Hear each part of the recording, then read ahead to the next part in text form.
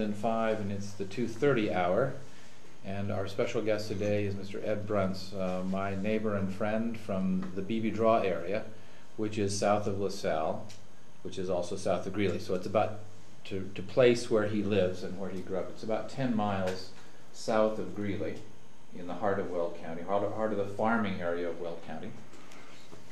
Mr. Bruntz grew up on a farm, has a huge amount of knowledge about how it was to farm when it was just the very beginnings with horses, and how life was around agriculture in those times. And then, as I can also tell you that he had an involved career in World War II. He was drafted to go off to the Army, and so he's been many places in conjunction with that. And he came from a sizable family. He'll explain that again. And then many of, or at least some of his descendants are still in the area. But like most families these days, agricultural families, very few have continued on in agriculture. Most people of the next generation have gone off to other pursuits. But we'll get into all of that. So first of all, our student group R, starting with you, please. McKenna McKelvey from Grand Junction, Colorado. Very good. And you, sir? Gregory Cranbier from Texas, or Southlake, Texas. Very good. And you? I'm Kelsey Goss from Littleton, Colorado. Yes, sir. I'm Nicholas Chironis from Conifer, Colorado. Very good. And? I'm Dallas Irwin from Little Rock, Arkansas. Very good. Welcome all. All right. And let's go, because it was a very interesting origin that your parents and grandparents making their way from Russia. Can you cover that ground again and tell us a little bit about it? Yeah, in 1905, things got so bad in Russia that my folks came to America. And they went back again, because they had quite a bit of property over there, and they thought that they could get some of that property, and they lived there by the Volga River. And when they went back, they found out that they couldn't take anything. So in 1911, they came back again. Now the way they used to do that, now when my folks came, they had a sponsor over here, like my uncle or my brother would come, or Dad's brother would come first, you know, and then he'd get enough money so they could come over too. So that's the way it went. And I remember he just got on the boat by the skin of his neck. I remember one day a Russian lady from Russia was visiting here, and I showed her my dad's passport, and she read it. She says, your dad had to pay a bribe to get on that boat. So and it was quite a different trip now. It took 30 days to come over. That's quite a long time to be on the water. So this was when the Tsar was Sorry, around? let me interrupt you. When you ask the question, give us your first name first, because then for the sake of the transcription it'll be much easier to identify. And do speak up, please. Greg, so this is when the Tsar was in power, right? So like, I don't remember the guy's name actually, but like he was Anastasia. I mean, that's one reason why I really still remember. But how was, like, did they ever tell you many stories about that? About in Russia? Yeah. Yes. My dad said that by the Volga there, by the Volga River, they raised wheat, and he said he'd never seen any wheat like that grown in the United States. It was the breadbasket of the world. But Russians, they just didn't know how to farm. Yeah. And that was the context, the reason Catherine the Great brought Germans into Russia, because Russia was starving. It was a country that didn't have an agricultural economy, and her people were actually, were actually, obviously, probably on the edge of revolt because of food. There was not enough food, but the Germans were experienced farmers. They had the promise too that they'd never have to go into the military. That's Wow. right. Yeah. That's a big one. Yeah, that helps out a little bit. But that didn't last too long. My name's Dallas, and I was curious, do you know specifically why they couldn't get their land back? Specifically, why they couldn't. Specifically, yeah, why your parents weren't able to get land back once they went back? Why they went back the second time? Oh, you said that they went back to get, try to get their land back? You try to get, sell their possession. Right. They had, my grandpa was quite rich in Russia. And they lived, they didn't live with the Russians, they lived in colonies. And they had these colonies built up. They would go out to the fields in the morning, and at night they'd come back to where they stayed. My name's Kelsey, and I was wondering, because you have such a cultural history in Russia, sorry my voice is kind of shot, but did you or any of your family know anyone that kind of sparked the revolution, or was kind of in that kind of part, that because it's right around the time that they would have? Did you know anyone, like communist friends that? Well, we had quite a few relatives over there, but they all got sent to Siberia during the revolution, Bolsheviks. Wow. So, but did you? Oh yeah, Greg, did you ever go back or want to go back to Russia to visit, just to see like your family where your parents grew up? I would like to go back someday, but before I do that, I would like to go back to the Philippine Islands and then to Japan, where I served. Greg, again, did you really like your service? You said was right about when the bomb was dropped. Were you basically holding the occupation, or were you still storming the beaches with everyone else? No, it was quite before the bomb was Oh, dropped. really? It was dropped, I'd say about a month. See, there was two of them dropped, Yeah. Nagasaki and Hiroshima. Hiroshima. And the first one, they didn't give up, And we were poised to go in there, And if we'd went in, I told the other group that I wouldn't be here today if they hadn't have dropped that bomb.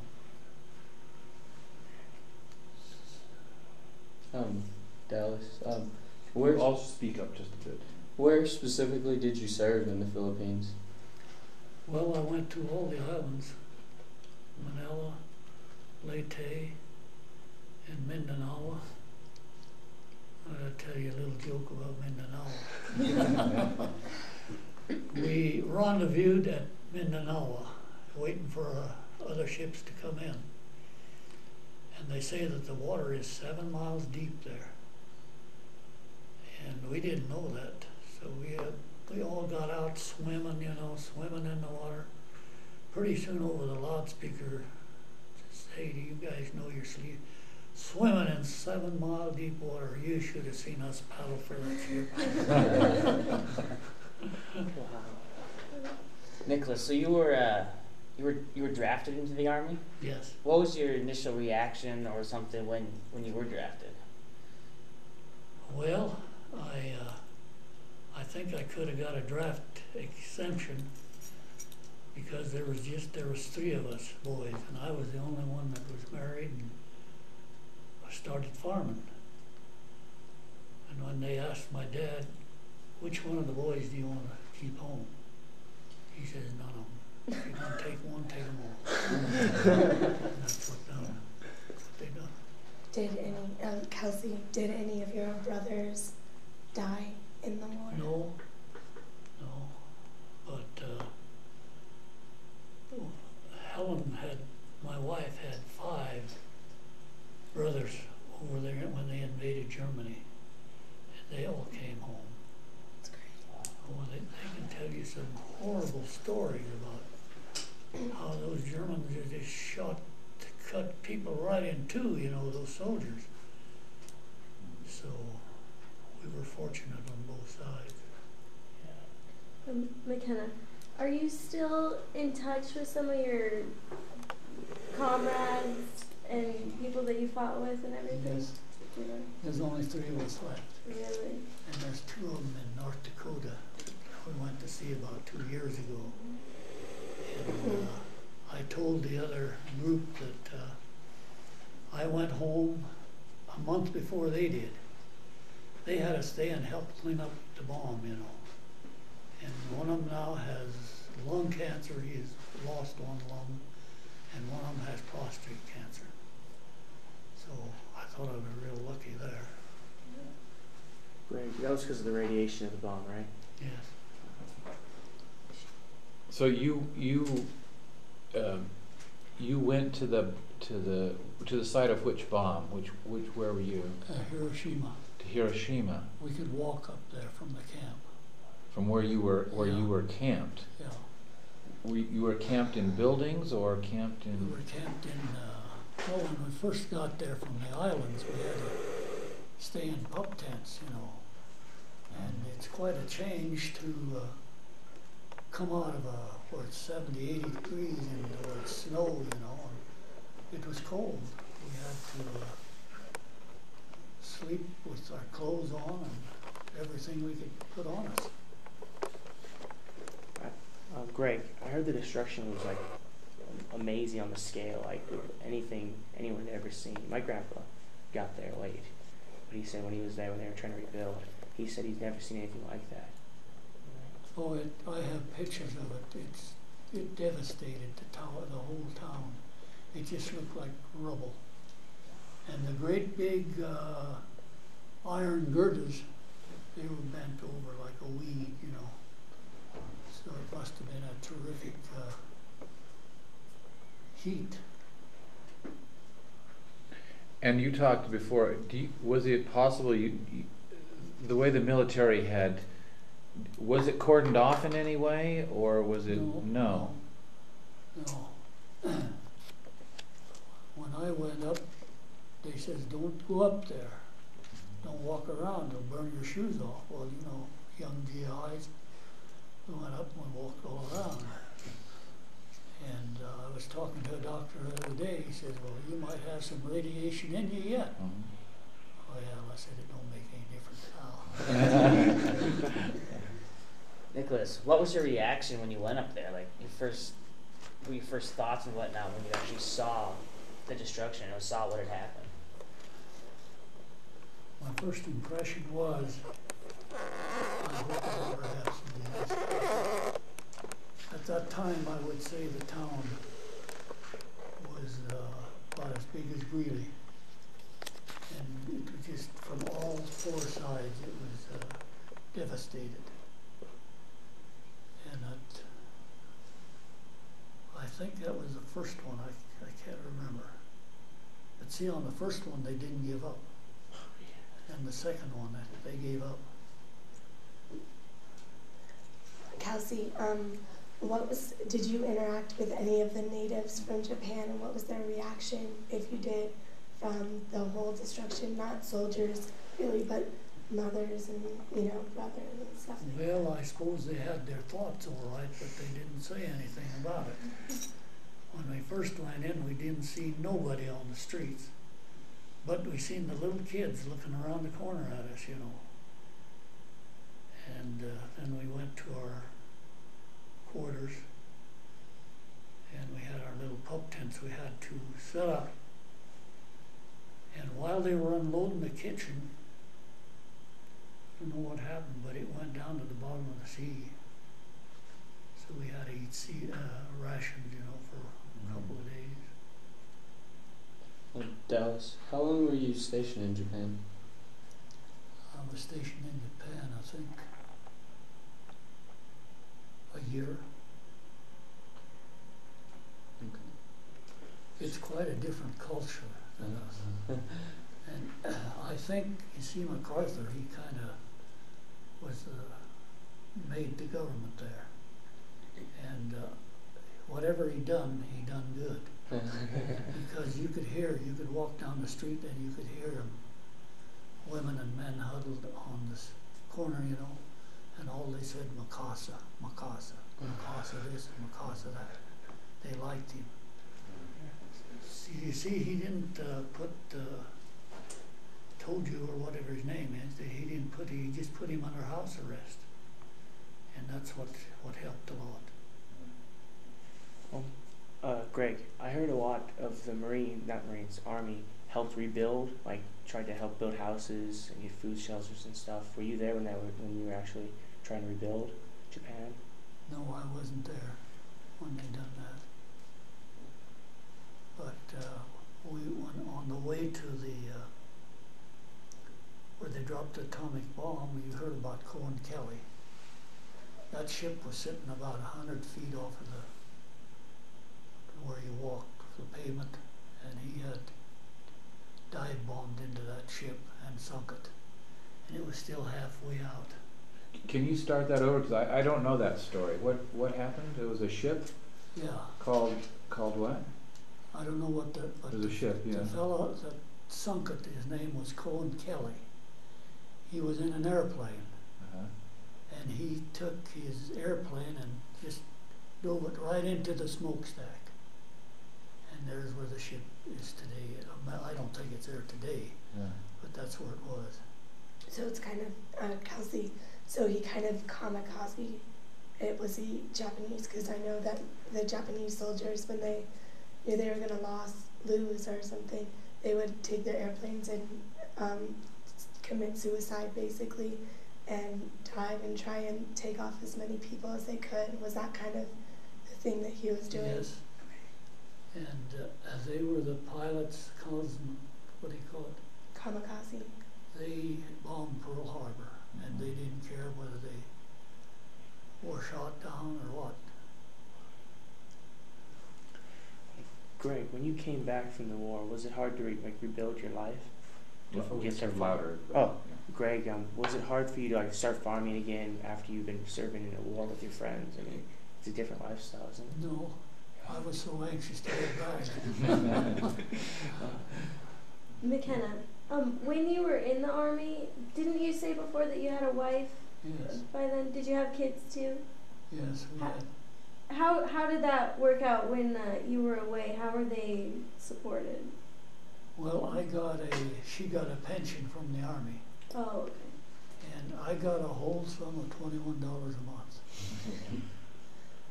That was considered a lot of money then.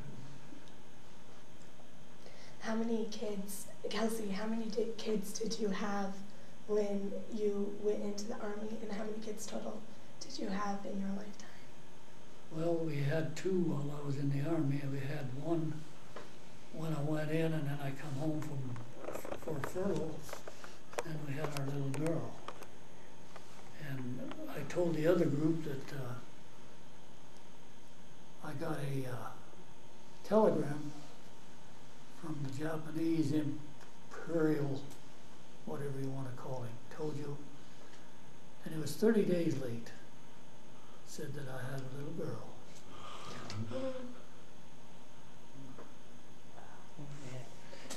On that, did she have a name? Did Helen name that? Yes.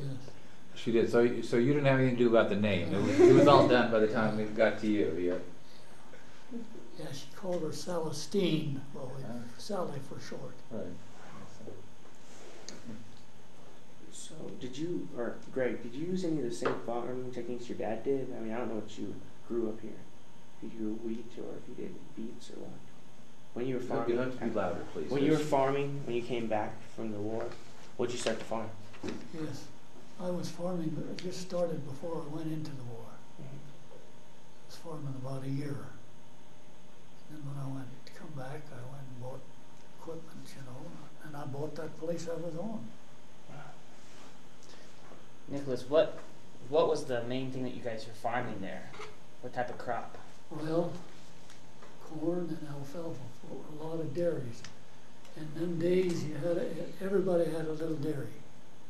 You had 15 or 25 cows and some chickens Mm-hmm. But that's all of the past now. They're milking 200 and 1,000 cows.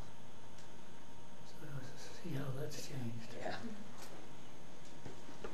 Greg, so you basically farm feed and stuff for animals, or were you selling it for human consumption? Well, I started the dairy right away when I got home. And I put all my kids, milked them through college. And then I sold the cows.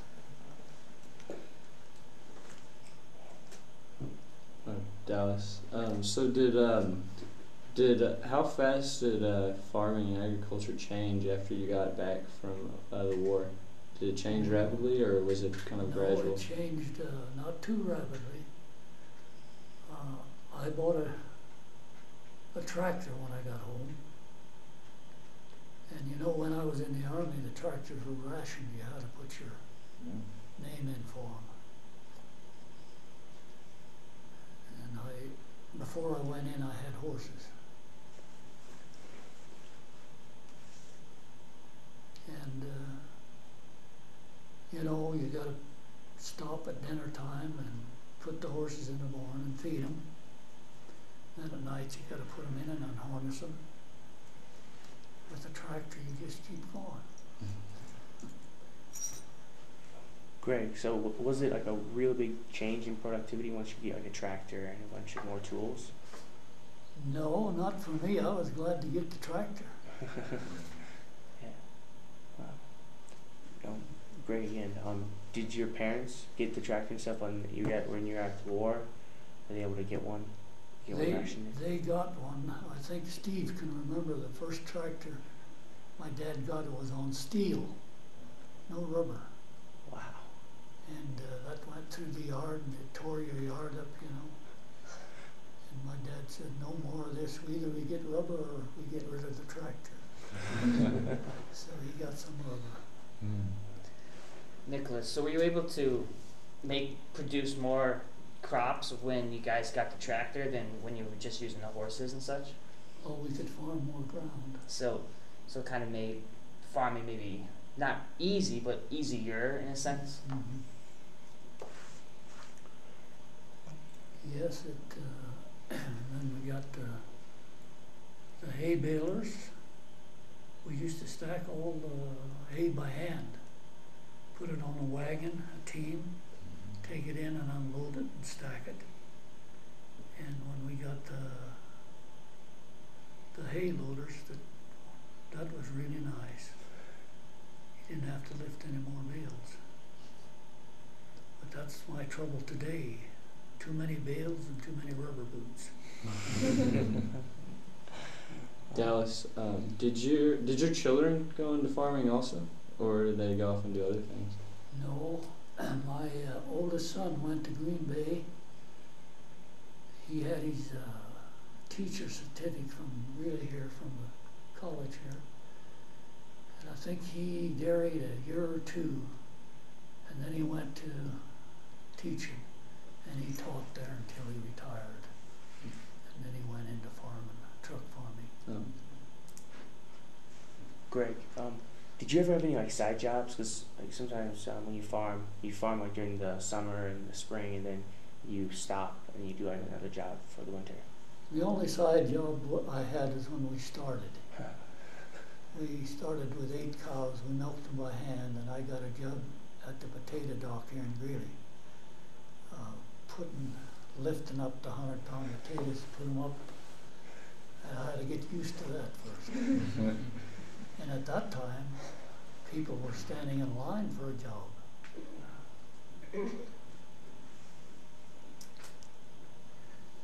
Kelsey, how do you think your life, or because you grew up farming and you did that too, how do you think it was different from other people's lives? Because my grandpa was a farmer too, and he used to have a saying called "only rich people eat after 9," because he basically came up at the sun and went down with the sun, and so he was always eating dinner at 5.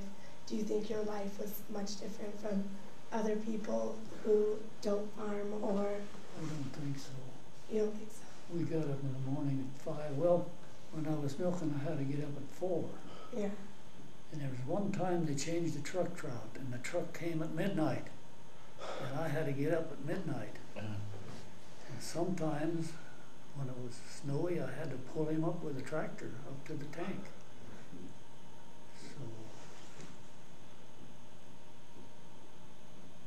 So, Greg, so you had your own tank and stuff. Did you pasteurize it, or you just put it into a no, we tank? just put it into a tank and they come and got it. At first we milked with cans, you know, Yeah. and we got a cooler and it cooled the cans. Electric cooler, which we thought was great, you know. The first one we just a cement tank and you put your milk in there and cooled it that way. And then later on I was one of the first ones to get a tank.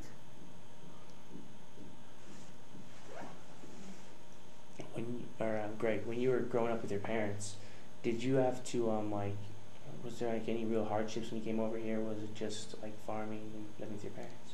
Oh, we had to work. We had to work beets. There was no machinery. We had to thin them, and we had to top them by hand. And when thinning time come, my school quit.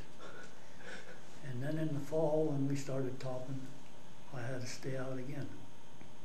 And it was quite a job to catch up when you went back to school.